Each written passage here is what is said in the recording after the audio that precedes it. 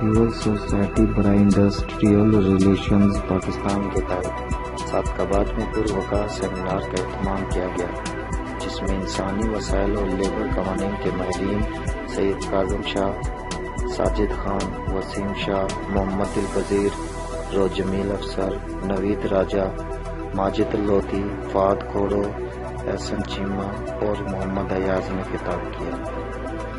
Seminar میں 18ویں آئینی ترمیم کے بعد ملازمت کا قوانین میں پیدا ہونے والی پیچیدگیوں اور مسائل کے حل کے بارے میں بھی اظہار خیال کیا گیا۔